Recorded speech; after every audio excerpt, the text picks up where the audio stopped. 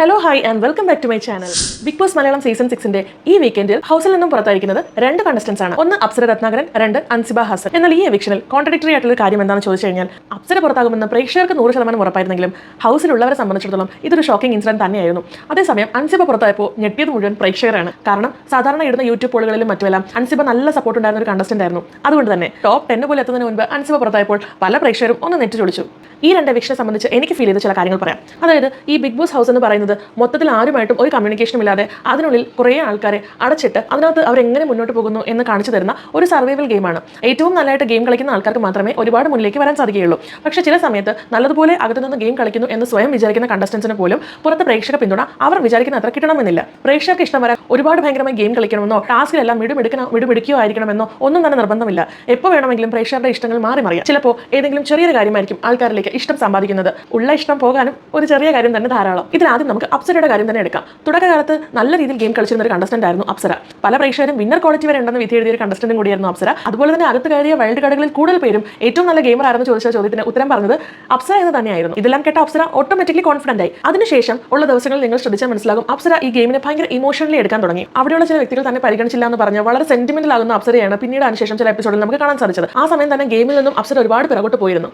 എന്നാൽ അതിനുശേഷം വരുന്ന ലാലേട്ടന്റെ വീക്കെൻഡുകളിൽ ലാലേട്ടൻ പറയുന്ന ചെറിയൊരു പോസിറ്റീവ് പോലും ഭയങ്കര വലിയൊരു പ്രേക്ഷക പിന്തുണയായി അപ്സര തെറ്റിദ്ധരിച്ചതായി എനിക്ക് പലപ്പോഴും ഫീൽ ചെയ്തിട്ടുണ്ട്. ലാലേട്ടൻ എന്തെങ്കിലും ചെറിയൊരു നല്ല കാര്യം പറയുമ്പോൾ തന്നെ ഭയങ്കരമായി എക്സൈറ്റഡ് ആവുന്ന അപ്സരയെ നമുക്ക് കാണാമായിരുന്നു. ഇതെല്ലാം കൊണ്ട് തന്നെ അപ്സരയ്ക്ക് ഉണ്ടായിരുന്ന കോൺഫിഡൻസ് ഒരു ഓവർ കോൺഫിഡൻസ് ആയി മാറുകയും ആ ഓവർ കോൺഫിഡൻസ് തന്നെയാണ് അപ്സരയുടെ ഈ ഒരു എവിക്ഷന് കാരണമാവുകയും ചെയ്തിട്ടുണ്ടായിരുന്നത്.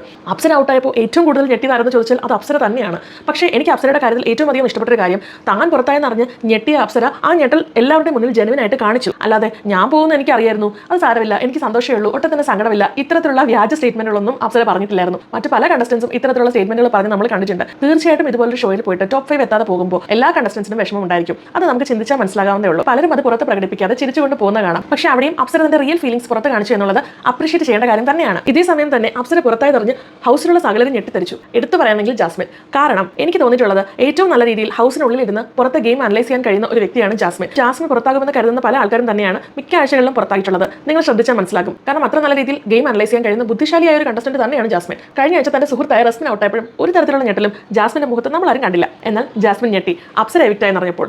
ഇതിന്റെ കുറച്ച് കാര്യങ്ങൾ ഞാൻ പറയാം. കഴിഞ്ഞ ദിവസവും ടോപ്പ് 5 എത്താൻ കേപ്പബിലിറ്റി ഉള്ള ഒരു കണ്ടസ്റ്റന്റിനെ പറയാൻ ലാലേട്ടൻ പറഞ്ഞപ്പോൾ ജാസ്മിൻ പറഞ്ഞത് മറ്റാരുടെയും പേരല്ല അപ്സരയുടെ പേരാണ്. അതായത് അപ്സര ടോപ്പ് 5 എത്തുമെന്ന് ജാസ്മിൻ ഉറപ്പിച്ചിരുന്നു. ഇനി കഴിഞ്ഞ ഫാമിലി വീക്കിലേക്ക് പോകാം. ഫാമിലി വീക്കിൽ അഭിഷേകിന്റെ വീട്ടുകാർ വന്ന സമയത്ത് ജാസ്മിൻ സായിയോട് പറയുന്ന ഒരു കാര്യം ബിഗ് ബോസ് ഷെയർ ചെയ്തിരുന്നു. അഭിഷേകിന്റെ സഹോദരി പറയുന്നത് ഞാൻ കേട്ടിരുന്നു, ഇങ്ങനെ മിണ്ടാതിരുന്നു കഴിഞ്ഞാൽ അടുത്ത ആഴ്ച അഭിഷേക് വീട്ടിലിരിക്കുമെന്ന്. ഈ ഒരു കാര്യം പറഞ്ഞ് ചിരിച്ചുകൊണ്ട് പോകുന്ന ജാസ്മിനെയാണ് നമ്മൾ കണ്ടിട്ടുണ്ടായിരുന്നത്. വളരെ ലാഘവത്തോടു കൂടിയായിരുന്നു ജാസ്മിൻ ഈ എവിക്ഷൻ പ്രോസസ്സിൽ നിന്നിരുന്നത്. അതായത് അഭിഷേകാണ് പോകുന്നതെന്ന് ജാസ്മിന് 100% ഉറപ്പായിരുന്നതാണ് എനിക്ക് മനസ്സിലാക്കാൻ കഴിഞ്ഞത്. നിങ്ങൾ കഴിഞ്ഞ ദിവസത്തെ എവിക്ഷൻ ഒന്ന് നോക്കിയാൽ മതി. അപ്സര എവിക്ഷൻ എന്ന കാർഡ് പൊക്കി കാണിച്ച സമയത്ത് ജാസ്മിൻ അന്തം വിട്ട് നേരെ നോക്കിയത് അഭിഷേകിന്റെ കയ്യിലെ കാർഡിലേക്കാണ്. അഭിഷേക് സേവ്ഡ് എന്നും അപ്സര എവിക്ഷൻ എന്നും കണ്ട സമയത്താണ് ജാസ്മിൻ ഞെട്ടിപ്പോയത്. അത്രയും നേരം ഡാൻസ് ഒക്കെ കളിച്ച് വളരെ കൂളായിട്ട് നിന്ന ജാസ്മിൻ വളരെയധികം ഷോക്കായി പോയത്. എപ്പോഴും ശരിയാകാറുള്ള തന്റെ കണക്ക് കൂട്ടലുകൾ എവിടെയാണ് പിഴച്ചതെന്ന് അന്തം വിട്ട് പോയതാണ് ജാസ്മിൻ. അത് നമുക്ക് ആ എവിക്ഷനിൽ ഉടനീളം കാണാമായിരുന്നു. എന്നാൽ അൻസിബയുടെ എവിക്ഷൻ സമയത്ത് ഈ ഞെട്ടലൊന്നും ജാസ്മിന്റെ എന്നല്ല അവിടെയുള്ള ആരുടെയും മുഖത്ത് നമ്മൾ കണ്ടില്ല. കാരണം ഹൗസിലുള്ളവരെ സംബന്ധിച്ച് അൻസിബ അത്ര നല്ലൊരു ഗെയിമർ അല്ലായിരുന്നു. പക്ഷേ സീസണിന്റെ തുടക്കകാലത്ത് കട്ടിൽ റാണി എന്നും ബെഡ്സിബ എന്നൊക്കെ പേര് കിട്ടിയിരുന്ന അൻസിബ ഒരുപാട് പ്രേക്ഷകരുടെ സ്നേഹം ഏറ്റുവാങ്ങിയാണ് പുറത്തേക്ക് വരുന്നത്. അൻസിബയെ ഇഷ്ടപ്പെടുന്ന ഒരുപാട് പ്രേക്ഷകരുണ്ടായിരുന്നു. ഇത്തവണത്തെ നോമിനേഷനിൽ ആ ഹൗസിലെ എല്ലാ അംഗങ്ങളും വന്നിരുന്നെങ്കിൽ, അല്ലെങ്കിൽ അൻസിബ സ്വയം നോമിനേറ്റ് ആവാൻ നിൽക്കാതെ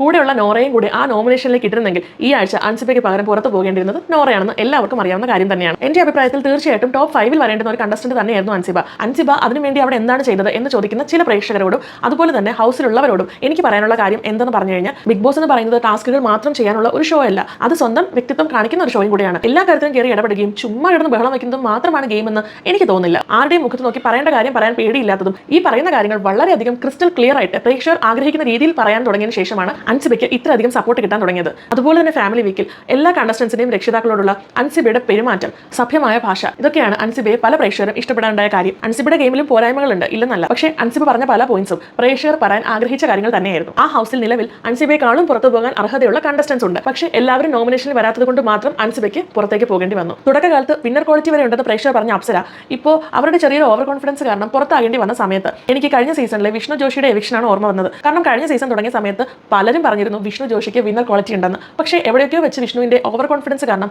ഗെയിം എല്ലാം കയ്യിൽ നിന്ന് പോയി ഒടുവിൽ ടോപ്പ് 5 പോലും എത്താതെ വിഷ്ണു പുറത്തായി. അന്നും ഇതുപോലെ തന്നെ ഹൗസിലുള്ളവർക്കും വിഷ്ണുവിനും അത് ഭയങ്കര ഒരു ഷോക്ക് തന്നെ ആയിരുന്നു. കാരണം ആരും എക്സ്പെക്ട് ചെയ്തിരുന്നില്ല. അപ്പോൾ ഇതിൽ നിന്നും നമുക്ക് എന്ത് മനസ്സിലാക്കാം? ബിഗ് ബോസ് ഹൗസ് പോലത്തെ ഒരു ഷോയിൽ ചെന്നിട്ട് നമ്മൾ ഒരിക്കലും ഓവർ കോൺഫിഡന്റ് ആവാൻ പാടില്ല. നമുക്ക് കോൺഫിഡൻസ് എടുക്കാം. ലാലേട്ടൻ വീക്കെൻഡിൽ വന്ന് എന്തെങ്കിലും കാര്യങ്ങളൊക്കെ പറയുമ്പോൾ ഹൗസിലുള്ളവർ തന്നെ നമ്മളെ നല്ലത് പറയുമ്പോൾ വരുന്ന വൈൽഡ് കാർഡുകൾ നമ്മളെക്കുറിച്ച് നല്ലത് പറയുകയാണെങ്കിൽ ഇതെല്ലാം നമുക്ക് പോസിറ്റീവായിട്ട് എടുക്കാം, കോൺഫിഡൻ്റ് ആയിട്ടിരിക്കാം. പക്ഷേ ഒരിക്കലും ഓവർ കോൺഫിഡൻ്റ് ആവരുത്. കാരണം പ്രേക്ഷകരുടെ ഇഷ്ടം എന്ന് പറയുന്നത് എപ്പോൾ വേണമെങ്കിലും മാറി മറിയാം. അതുകൊണ്ട് നമ്മൾ കളിക്കുന്ന ട്രാക്ക് ശരിയാണെന്ന് മനസ്സിലായി കഴിഞ്ഞാൽ ആ ട്രാക്ക് ഒട്ടും കൂടാതെയും കുറയാതെയും അതുപോലെ മെയിൻറ്റെയിൻ ചെയ്യാൻ ശ്രമിക്കുക. അതേസമയം തങ്ങളുടെ ഗെയിം എന്തെങ്കിലും നെഗറ്റീവ് രീതിയിലാണ് പോകുന്നതെന്ന് അറിഞ്ഞു കഴിഞ്ഞാൽ ആ നെഗറ്റിവിറ്റി എല്ലാം മാറ്റിയതിന് ശേഷം നല്ല രീതിയിൽ ഗെയിം മുന്നോട്ട് കൊണ്ടുപോകാൻ ശ്രമിക്കുക. അതാകുമ്പോൾ വളരെ ഹാപ്പി ആയിട്ട് തന്നെ അഭിമാനത്തോടു കൂടി ഈ ഷോയിൽ നിന്നും ഒരു സെലിബ്രിറ്റി ലെവലിൽ പുറത്തേക്ക് ഇറങ്ങാം. ഏതായാലും അപ്സരയുടെ എവിഷനോട് കൂടി വീടിനുള്ളിലിരുന്ന് ബിഗ് ബോസ് റിവ്യൂ ചെയ്യുന്ന ആൾക്കാർക്കും പണപ്പെട്ടി ആരെടുക്കുമെന്നുള്ള ചർച്ചയ്ക്കും ആരൊക്കെ നോമിനേഷനിൽ വരുമെന്നുള്ള ചർച്ചയ്ക്കും ടോപ്പ് 5 ആരെല്ലാം വരും എന്നുള്ള ചർച്ചയ്ക്കുമൊക്കെ ഒരു വിരാമമാകട്ടെ എന്ന് ആഗ്രഹിച്ചു പോകുന്നു. വിന്നർ ക്വാളിറ്റി ഉണ്ടെന്നതിലല്ല, അത് ഷോ തീരുന്നത് വരെ നിലനിർത്തുന്നതിലാണ് കാര്യം. അതുപോലെ തന്നെ എൻ്റെ അഭിപ്രായത്തിൽ എല്ലാ ആഴ്ചയും എല്ലാ കണ്ടസ്റ്റൻസിനെയും നോമിനേഷനിൽ കൊണ്ടുവന്ന് കഴിഞ്ഞിരുന്നെങ്കിൽ കുറച്ചുകൂടി ഫെയർ ആയനെ എവിക്ഷൻ പ്രോസസ് എന്ന് തോന്നുന്നു. കാരണം അപ്പോൾ ഏറ്റവും അർഹത കുറഞ്ഞവർ തന്നെയാണ് പുറത്തേക്ക് പോകുന്നതെന്ന് പ്രേക്ഷകർക്കും ഒരു സന്തോഷം തോന്നും. എന്താണ് ഇതിനെക്കുറിച്ചുള്ള നിങ്ങളുടെ അഭിപ്രായം താഴെ കമന്റായി രേഖപ്പെടുത്തും.